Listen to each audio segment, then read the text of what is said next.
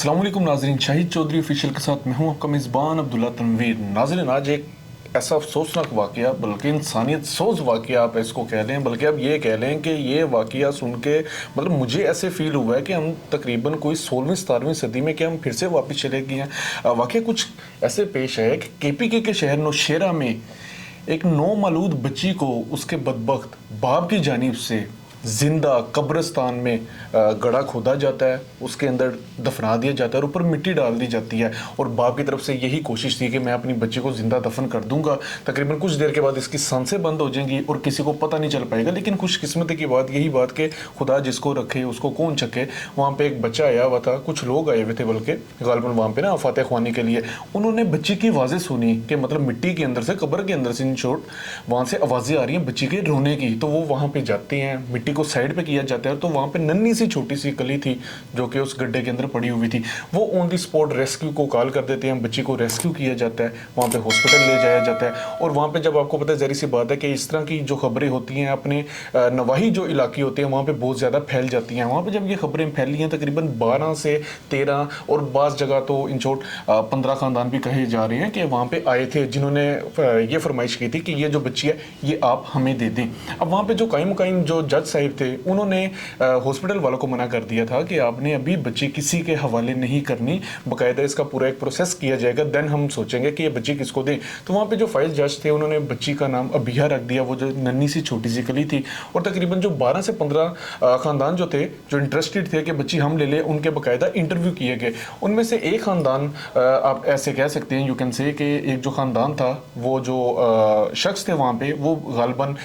Army में एक अफसर थे। उन्होंने उनका इंटरव्यू वगैरह लिया तो जज साहब ने उनको तकरीबन 20 लाख के ज़मानती मुचलके के तहत वो बच्ची उनको दे दी, जो छोटी सी अबिया थी। अब वो ऐसे हुआ नाज़रीन कि वो जो जज साहब ने अपना स्टेटस जो सामने रखा, जो अपनी चीज़ सामने रखी, उन्होंने ये कहा कि ये जो शख्स हैं ये एक आर्मी के अफसर भी है और इनकी जो खुसूसी तौर पर जो इनकी वाइफ है वो एक लेडी डॉक्टर है और हाउस वाइफ है, तो ये बच्ची की अच्छे से परवरिश कर सकती है। और नाज़रीन एक चीज़ आप नोट कर रहे होंगे कि किस तरीके से खुदा पाक की ज़ात ने उस बच्ची को, क्योंकि बदबख्त बाप को शायद ये मालूम नहीं था कि जो बेटियां होती हैं वो खुदा की एक रहमत होती हैं, वो एक रहमत का बाइस बनती हैं, वो रिज़्क में इजाफे का बाइस बनती हैं। उस बदबख्त को ये चीज़ का इल्म नहीं था, लेकिन कैसे खुदा पाक ने उस नन्ही सी कली को एक मिट्टी में दफन, जो कि उसके बाप की जानिब से यही होगा ना कि ये मर जाएगी या फिर ये मतलब अल्लाह को प्यारी हो जाएगी और मुझे पूछने वाला कौन होगा, लेकिन कैसे खुदा पाक ने उसको निकाला और किस तरीके से एक आला ख़ानदान में दे दिया और ऐसे ख़ानदान में दे दिया जहाँ पे हम भी उम्मीद कर सकते हैं यहाँ पे बच्ची की एक अच्छी परवरिश की जाएगी।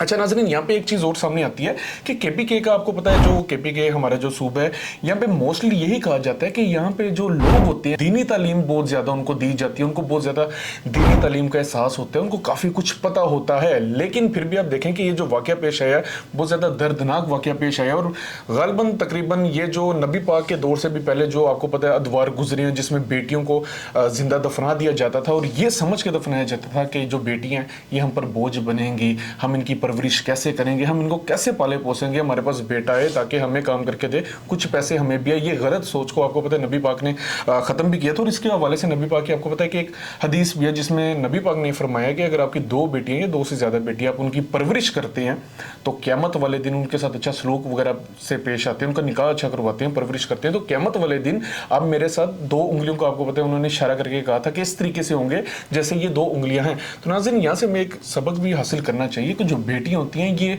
जहमत नहीं होती बल्कि खुदा ताला की एक रहमत होती हैं। लेकिन नाज़रीन अभी भी आज से अगर हम तकरीबन 1 से 2 दहाई के पहले चले जाएं तो आपको पता है ये सवात, गिलगित बल्तिस्तान, केपीके, ये वो साइट्स थी जहाँ पे बेटियों को तालीम ही नहीं दिलवाई जाती थी, घर से बाहर ही नहीं भेजा जाता था आला तालीम हासिल करने के लिए। लेकिन ऐसे ऐसा आपने देखा कि किस तरीके से बेटियों ने मुल्क पाकिस्तान का नाम रोशन किया, कैसे कैसे पाकिस्तान में इन्होंने अच्छे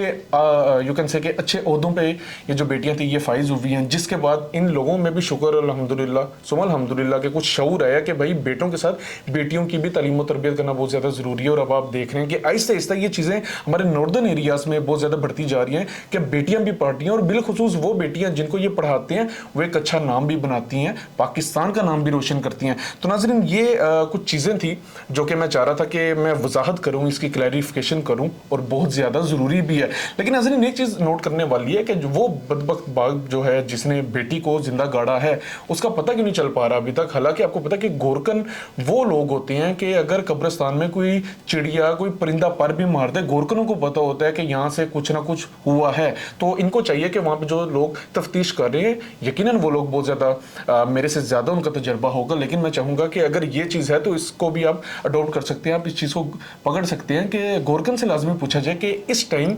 ये बच्ची जो थी, इस बच्चे को जहां पे दफनाया गया, यहाँ पे कौन सा ऐसा शख्स था जिस जो आपकी नजर में आया या आपने देखा हो कि ये शख्स यहाँ से गुजरा है। अच्छा, यहाँ पे मैं एक चीज कोट करना चाहूंगा, वर्जीनिया वुल्फ, यकीनन आपने भी नाम सुना होगा, काफी अच्छी लिखारी थी, बहुत अच्छी राइटर थी इंग्लिश लिटरेचर के हवाले से। यहाँ पे इन्होंने एक वीमेन के हवाले से बड़ा प्यारा कोट किया था, मैं चाह रहा था कि अपने नाज़रीन को लाजमी बताया जाए, और ये चीज़ वाकई कहीं ना कहीं इस चीज़ का असर है भी। उन्होंने कहा था कि for most of history anonymous was a women. बहुत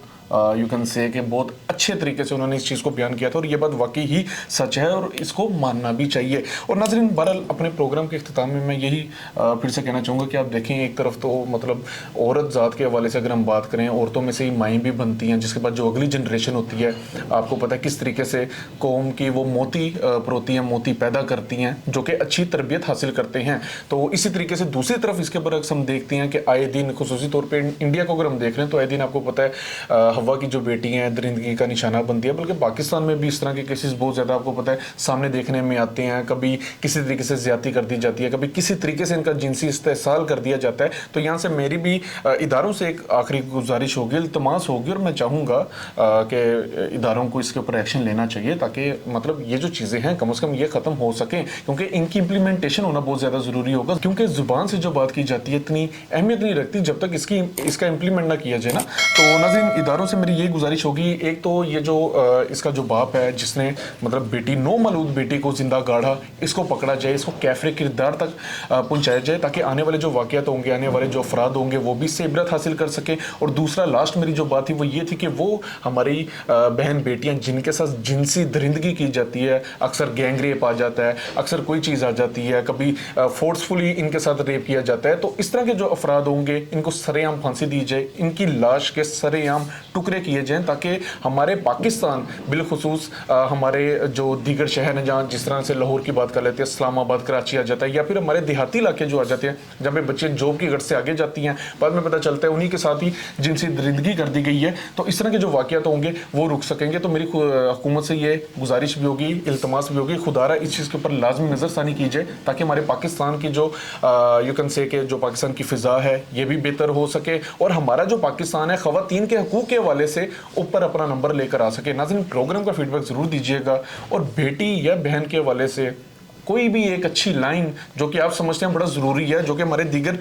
जो कमेंट्स पढ़ने वाले जो लोग हैं वो भी पढ़ सकें, तो लाजमी लिखिएगा। प्रोग्राम का नाज़रीन फीडबैक ज़रूर दीजिएगा। इसी के साथ अपने मेज़बान अब्दुल्ला तनवीर को इजाज़त दीजिए। अल्लाह निगहबान।